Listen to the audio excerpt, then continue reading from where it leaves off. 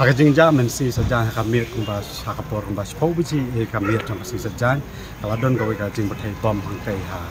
harijan kali ini kebani tip ya kata jaka kumpatam motor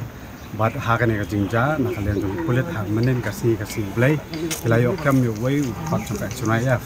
dah kaba kina ong ba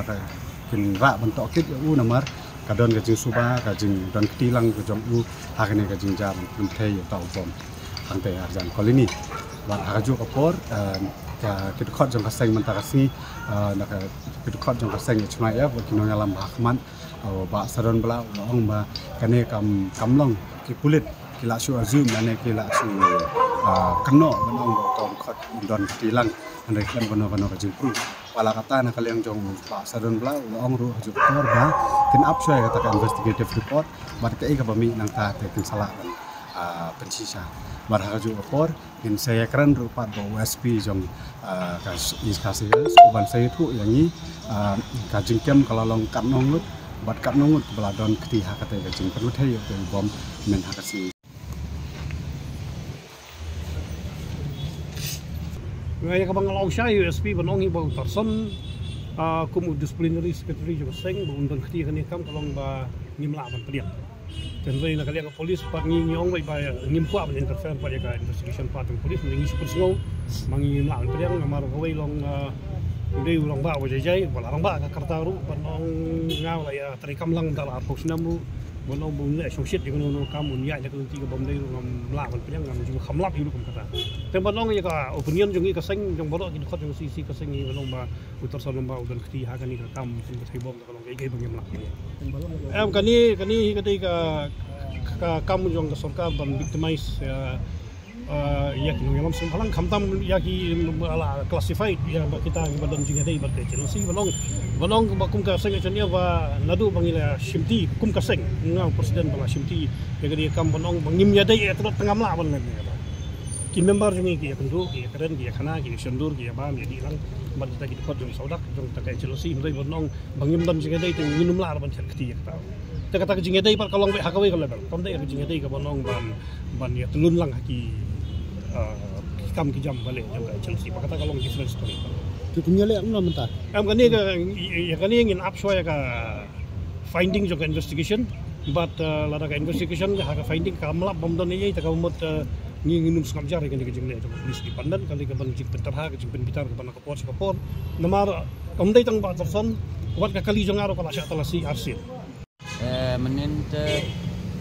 long kumne ngadon lang ban ka to por si aro beje kum to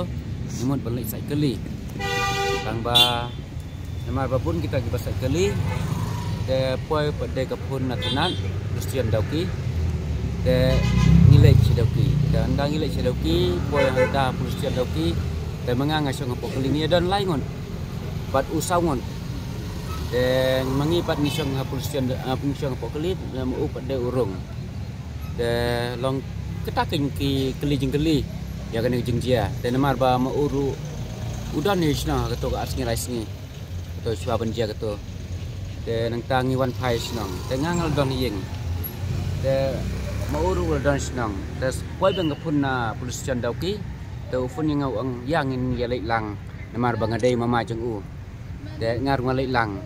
de hadin kata ngila poi hang to lakum to san beje hapok san beje de ni ap hadu bakin dawan nang nena Shillong kupto si nyau steng dan dak lawan ngirung hapo position dan ngirung isong sabe yang tapul position tetip ia song hi pramaki sto dengan dah din nang tapat kiwan ki ong ni haban rakyat hi namar ba ni hab hiban keli jing keli namar ba kolong sin bala don kata ka huri hurat bila don kata ka dan mentah kata ka jing kering yesuk bat kene ka sing HNYF bat sarkar tolong ihap bandra ban keli keli. On the night of 9th March at around 10:30 there was a IED explosion just adjacent to Syndicate bus stand at Punjabi Lane, and as per the initial investigation done by BDDS team, it appears to be the explosive used in the IED was gelatin, and it was put in a metal container. And we have since then we have begun investigating the case on the basis of the evidences that we have collected, the materials that we have collected from different sources, and from the scene of crime. We have till now we have arrested 2 individuals. Both of them were arrested last night.